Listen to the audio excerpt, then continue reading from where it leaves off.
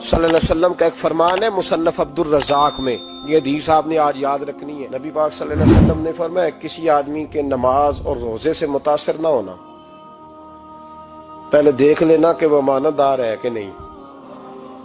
کسی کے نماز روزے سے متاثر نہیں ہونا، پہلے دیکھ لینا کہ دیانت دار ہے کہ دیکھنا لوگوں کی جیبوں پہ کتنی نظریں ڈالتا ہے۔ فرمایا بہت سارے نماز روزے والے دھوکے بازی کرتے ہیں، دیانتی نہ کریں، اپنے عہدے کا پاس رکھیں، اپنے منصب کا خیال رکھیں۔ عہدہ جس جگہ آپ موجود ہیں آپ کی ذمہ داری ہے۔ میرے رسول پاک صلی اللہ علیہ وسلم نے فرمایا ہر بندہ تم میں سے نگران ہے، اور جو اس کی رعایا ہے اس کے بارے میں اس نے جواب دینا ہے۔ کبھی بھی بددیانتی نہ کریں۔ ہم لوگوں کا پہلے اعتماد حاصل کرتے ہیں، پھر اس اعتماد کو ٹھیس پہنچاتے ہیں۔ اس کا نقصان پتہ کیا ہوتا ہے؟ دنیا میں سب سے کمزور شخص وہ ہوتا ہے جس پر کوئی اعتبار نہیں کرتا۔ جس کا اعتماد ضائع ہو جائے وہ آدمی بکھر جاتا ہے۔ کبھی بھی دھوکہ دہی کی پالیسی نہ بنائیں۔ ہم لوگوں سے مفادات لینے کے لیے اپنے رویے میٹھے کرتے ہیں، اور جب کام نکل جاتا ہے پھر ہمارے رویے بدل جاتے ہیں۔ یہ دھوکہ ہے، یہ بددیانتی ہے۔ اس کو اللہ رسول نے پسند نہیں کیا۔ میرے نبی پاک علیہ السلام نے فرمایا جس میں 3 باتیں پائی جائیں وہ تو منافق ہے۔ اگرچہ علماء کہتے ہیں یہاں منافق اعتقادی مراد نہیں، منافق عملی مراد ہے، لیکن حضور نے فرمایا منافق ہے۔ یا رسول اللہ کون؟ فرمایا وہ بندہ جب بات کرے تو جھوٹ بولے، جب وعدہ کرے تو مخالفت کرے، جب امانت رکھی جائے تو بددیانتی کرے، یہ تو بندہ منافق ہے۔ حضرت ابو نور علیہ رحمہ نے لکھا ہے، فرماتے ہیں محمود غزنوی کا دور تھا تو ایک آدمی محمود غزنوی کے پاس نا اپنا کیس لے کے آیا، مدعی بن کے آیا۔ اس نے کہا بادشاہ میرا کیس بڑا نرالا ہے۔ بادشاہ سلامت نے کہا وہ کس طرح؟ کہنے لگا یہ میرے پاس ایک تھیلی ہے، میں نہ سفر پہ جانے لگا تو یہ تھیلی پوری ہیروں کی بھری ہوئی، فلاں علاقے کے جو قاضی صاحب ہے نا، میں جاتی دفعہ میں کہیں سفر پہ جا رہا تھا تو میں ان کے پاس چھوڑ گیا کہ راستہ لمبا ہے، کہیں کوئی مجھ سے چھین نہ لے، ہیروں کی بھری ہوئی تھی۔ کچھ دنوں کے بعد میں واپس آیا ہوں، قاضی صاحب نے مجھے تھیلی واپس کی ہے تو اس میں ہیروں کی بجائے کھوٹے سکے نکلے۔ اب میں نے قاضی صاحب سے کہا ہے تو قاضی صاحب تو میرے گریبان تک آتے ہیں، وہ کہتے ہیں بتا کہیں سے پھٹی ہے، کھلی ہے؟ وہ جس طرح ٹانکے لگا کے تو نے سی تھی اسی طرح لگے ہوئے ہیں کہ نہیں؟ تو حضور لگے بھی بالکل اسی طرح ہے، نہ پھٹی ہے نہ کھلی ہے۔ اب میں لٹ گیا ہوں، میری کل عمر کی کمائی ضائع ہو گئی، کھوٹے سکے کہاں اور ہیرے کہاں؟ تو مہربانی کریں، اور آپ کی بارگاہ میں اللہ رسول کے نام پر حلف دیتا ہوں کہ میں ہوں بالکل سچا۔ محمود غزنوی کہنے لگے تو جا، تھیلی چھوڑ جا، اور جب میں تجھے بلاؤں گا پھر دوبارہ آنا۔ وہ شخص چلا گیا۔ محمود غزنوی اٹھے، دربار برخاست کیا، لوگوں سے کہنے لگے چلے جاؤ میں 3 دن کے لیے سیر کرنے جا رہا ہوں، 3 دن کے بعد لوٹوں گا۔ اکیلے جب رہ گئے نا محمود دربار میں تو محبوب نے چھری منگائی۔ وہ جس تخت پہ بیٹھتے تھے وہاں گدا بچھا ہوا تھا، یہ گدا پڑا ہے نا، وہ گدا بچھا ہوا تھا۔ محمود نے چھری کے ساتھ اس کو پھاڑ ڈالا اور چھری جیب میں رکھی نکل گئے۔ کہنے لگے میرے بعد کوئی میرے دربار والے احاطے میں داخل نہ ہو۔ محمود چلے گئے۔ اب وہ صفائی کرنے والا جب آیا نا، اس نے آ کے دیکھا تو گدا تو پھٹا ہوا ہے۔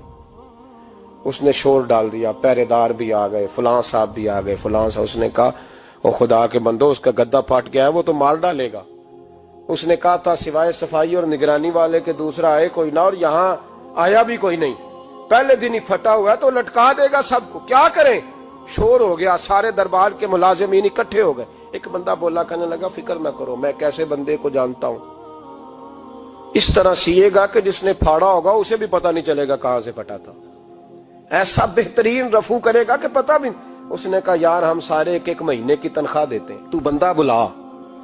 وہ بلا لیا اس کو، اس کا نام محمد رفو گر تھا۔ وہ آیا، اس کو گدا دکھایا، اس کا یار اس طرح سینہ پتہ نہ چلے۔ اس نے کہا فکر ہی نہ کرو، میں بڑا کاریگر ہوں۔ بڑے بڑے کاریگر لوگ نہیں ہمارے ملک میں پائے جاتے، کوئی نشان چھوڑتے ہیں پیچھے؟ بڑے کاریگر کا پیسے ہونے چاہیے، بڑے بڑے کاریگر بندے۔ آپ یقین کریں ایسا فلسفہ، یہ عمرہ عبادت ہے نا، سرکار دو عالم صلی اللہ علیہ وسلم کی بارگاہ کی حاضری بڑی نعمت ہے نا۔ تو سعودی گورنمنٹ نے پابندی لگا دی، خیر ان کی بھی زیادتی ہے، اس طرح کی پابندیاں شریعت اسلامیہ میں جائز نہیں۔ اللہ کے گھر مسلمان جب چاہے جا سکتا ہے، لیکن وہ کہتے ہیں جی 2000 ریال دے جس نے 2 سال بعد بھی آنا ہے۔ انہوں نے پابندی لگائی تو ہمارے ایجنٹوں نے بھی کئی خاص ٹریننگ حاصل کی ہوئی ہے، پتہ نہیں کہاں سے سیکھ کے آئے، انہوں نے بھی رستہ نکال لیا۔ ایک صاحب سے میں نے کہا کہ جناب وہ 2000 ریال لگ گیا تو کیا کرنا ہے؟ کہنے کوئی مسئلہ نہیں، پاسپورٹ نواں بنوا لو، گنجائش ہے، یعنی ہر شے کا حل ہے۔ اور میں نے کہا یار اب عمرہ کرنے جاتے وقت بھی بندہ دھوکہ دے کے جائے، اللہ کے گھر جاتے وقت بھی اس طرح کی حرکت کرے، کیا حال ہو گیا؟ ہر چیز کا لوگوں نے حل نکال لیا، ہر چیز کا لوگوں نے سٹائل بنا لی۔ ایسا نہ کریں، یہ درست نہیں۔ احمد رفو گر کہنے لگا اس طرح سیوں گا کہ پھاڑنے والے کو بھی پتہ نہیں۔ ان کا پیسے لے یار تو سی دے۔ اس نے سی دی، اگلے شام ہی لا کے بچھا دیا گدا۔ تیسرے دن بادشاہ سلامت آئے، آ کے پہلی نظر گدے پہ ڈالی، اس نے بلایا سب ملازمین کو، کہا کس نے سیا ہے؟ کہا جناب کیا ہوا؟ کہا یہ پھٹا ہوا تھا۔ کس نے؟ کہا نہیں پھٹا ہی نہیں۔ وہ کہنے لگے بنو بات، میں خود پھاڑ کے گیا تھا، تو بتاؤ صحیح سیا کس نے ہے؟ کہا جناب آپ پھاڑ کے گئے تھے تو بتایا کیوں نہیں؟ فرمانے لگے اسی لیے تو بتایا نہیں تھا کہ تم خود تحقیق کر لو، بلاؤ بتاؤ سیا کس نے۔ تو بلا لیا، احمد رفو گر آ گیا۔ اس کو جب بلا کے سامنے بادشاہ کھڑا کیا، کہا بھئی تو نے سیا ہے؟ کہنے لگا حضور آپ کے سارے ملازم کٹھے ہو کے آئے تھے، میری غلطی کوئی نہیں۔ کہا نہیں یار تو بڑا کاریگر ہے، میں نے اپنے ہاتھ سے پھاڑا تھا پر مجھے بھی نہیں پتا چل رہا کہاں سے پھٹا تھا۔ اچھا یہ بتا یہ تھیلی جو ہے یہ بھی تو نے سی تھی؟ اس نے کہا جی آپ کے خادم کا ہی کارنامہ ہے، وہ فلانے علاقے کے قاضی صاحب آئے تھے، اس میں سے ہیرے نکال کے تو کھوٹے سکے بھرے تھے، تو مجھے بھی تھوڑا سا حصہ ملا تھا۔ محمود نے سارے گواہ بھی اکٹھے کر لیے، ثبوت بھی اکٹھے کر لیے۔ پھر قاضی کو بلایا، پہلے سارے ثبوت اور گواہ کیس حل کر لیا۔ پھر ہمارے ہاں یہ حال ہوتا ہے کہ مدعی 2-3 ہفتے کے بعد خود ہی ہاتھ باندھ جاتا ہے، کہنا تسی میری جان چھڈو، مجرم پھڑو پاوے نہ پڑھو۔ وہ کہتا ہے مجھے معافی دو، میں رہا۔ ظلم ہے نا، ظلم زیادتی ہے کہ جو بیچارہ اتنے سوال مجرم سے نہیں ہوتے جتنے مدعی سے ہوتے ہیں۔ آپ یقین کریں اتنے سوالات ہوتے، بیچارہ ہف جاتا ہے۔ یہ طریقہ درست تو نہیں، ایک لٹ گیا اور دوسرا طرح طرح کے سوالوں کے جواب دیتا پھرے بیچارہ۔ سارے ثبوت اکٹھے کر کے قاضی صاحب کو بلایا، تنہائی میں لے جا کے محمود غزنوی نے کہا قاضی صاحب آپ سے غلطی ہو گئی، غریب آدمی تھا، وہ لٹ گیا ہے، اس نے تو بڑی مشکل سے کچھ ہیرے جمع کیے تھے اور اس کی کل کائنات تھی، تو آپ اس کا مال اسے دے دیں، بات ختم۔ قاضی صاحب کہنے لگے آپ مجھ پہ الزام لگا رہے ہیں، سوال ہی نہیں پیدا ہوتا، آپ میری داڑھی دیکھیں، آپ میرا اعزاز دیکھیں، دنیا جانتی ہے میں کہا قاضی صاحب انسان بھول ہی جاتا ہے، بندہ بھول جاتا ہے، غلطی ہوگی، مال نے کہا نہیں کہا میں تنہائی میں پوچھ رہا ہوں، میں اس وقت پوچھ رہا ہوں جب دوسرا موجود کوئی نہیں، آج توبہ کر لے، میں کچھ نہیں کہوں گا، تو میری زبان پہ اعتبار کر، تجھے پتا ہے میں جو کہتا ہوں اس پہ عمل بھی کرتا ہوں، باز آ جا۔ پر قاضی نے کہا نہیں میری غلطی کوئی نہیں۔ محمود نے پھر بھرے دربار میں بلا لیا، مجمع عام میں۔ مہلت کے دنوں میں جو توبہ کر لے وہ بچ جاتے ہیں، لیکن لوگ رسوائیوں کے دنوں میں پھر واپس لوٹتے ہیں اگلا گھر دیکھ کے، پھر حالات اور طرح کے ہو چکے ہوتے ہیں۔ جب بھرے دربار میں قاضی کو بلایا، بھائی تو مانتا ہے کہ نہیں؟ اس نے کہا نہیں۔ تو کہا بلاؤ احمد رفو گر کو۔ جب احمد رفو گر آیا تو بوڑھے قاضی کی ٹانگیں کانپنے لگی، جملے ٹوٹنے لگے، لفظ زمین پر گرنے لگے، بات صحیح نہیں ہوتی، زبان لڑکھڑانے لگی۔ محمود کہنے لگے قاضی میں نے تجھے کہا تھا وہاں مان جا بات، اب بھرے دربار میں بول۔ تو جب قاضی صاحب کی گردن خود بخود جھک گئی تو دنیا سمجھ گئی، کہا نکل جا میرے دربار سے۔ محمود بولے نکل جا، اتنی تجھے عزت دی، اتنی بڑی تنخواہ دی، قاضی بنایا، اور یہ تھوڑی سی رقم کے لیے، تھوڑی سی رقم کے لیے تو بددیانت ہو گیا، چل چلا جا، نکل۔ قاضی دربار سے نکلا تو لوگ لعنتیں برسانے لگے۔ کل جو دکانیں چھوڑ کے سلوٹ کرنے آتے تھے وہ کہنے لگے اس کی عمر دیکھو، اس کے کام دیکھو، دیکھو اس نے کیا کیا۔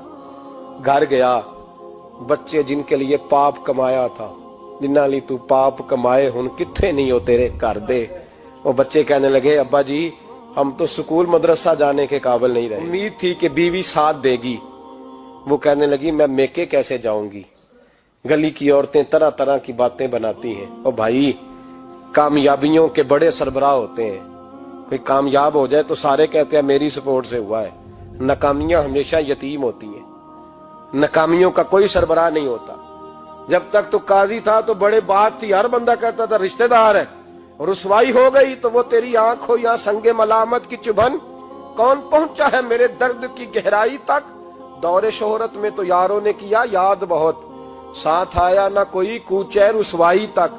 اور میاں صاحب کہنے لگے ساری عمر ہی آٹا گد ہے، میں لکھاں کیتے نہیں پیڑے، अब वक्त आया ही ते मोहम्मद बख्शा कोई नहीं हूं बैठा नेड़े, हालात ही बदल गए। काजी खामोशी से अंदर चला गया, अपनी रुसवाई समेट के बिस्तर पे लेटा। न रोटी की भूख लगी, न पानी की प्यास लगी, न नींद आई, सारी रात तड़पता रहा। सवेरे घर वालों ने दरवाजा खोला तो रूह परवास कर गई थी, दुनिया छोड़ गया। हजरत अबू नूर अलैहि रहमा बोले, फरमाने लगे, याद रखो कभी बददियानती ना करना, कभी। ये तो महमूद गजनवी की अदालत थी, कयामत में रब करीम की अदालत लगेगी। और फरमाया वहां तो गवाही देने वाला अहमद रफूगर था, कयामत में तो तुम्हारे अपने हाथ पैर गवाहियां देंगे, हमारा अपना वजूद गवाही देगा। और फरमाया यहां तो लानते दुनियादार बरसाते थे, वहां फरिश्ते होंगे। और काजी को तो मौत आ गई थी, कयामत में तो दोबारा मौत भी कोई नहीं आएगी, वहां तो रहना है और सहना है। बददियानती मुआशरे में, इतनी बददियानती हर जगह। उस मुआशरे का भी कुछ बनेगा जहां दवाई भी खालस ना मिले, जहां दवाई में भी बददियानती हो। लोग अपने बच्चे को ऑक्सफोर्ड यूनिवर्सिटी में पढ़ाने के लिए गरीबों के बच्चों के रगों में जो दवाई उतारे वो भी 2 नंबर। इतना बड़ा भी को बददियानत मुआशरा होता है कि लोग यहां तक धंधा करें, यहां तक कि लोग लोगों की जिंदगियों से खेल जाएं और हमें एहसास तक ना हो कि कोई मर जाएगा, कोई डूब जाएगा, क्या बनेगा। और जिसने वो अपनी रजिस्टर की दवाई की, उसने 2-4 लाख रुपया लिया और उसने ये नहीं सोचा कितने इंसान मेरी वजह से मरेंगे। कत्ल सिर्फ ये तो नहीं होता गोली मार के मार देना, लोगों की जिंदगियों से लोग खेल जाते हैं, लोग तबाही कर जाते हैं, लेकिन बददियानती से बाज नहीं आते। मेरे रसूल पाक अलैहिस्सलाम के गुलामों, नबी पाक सल्लल्लाहु अलैहि वसल्लम ने जरा सी बददियानती और सहाबा का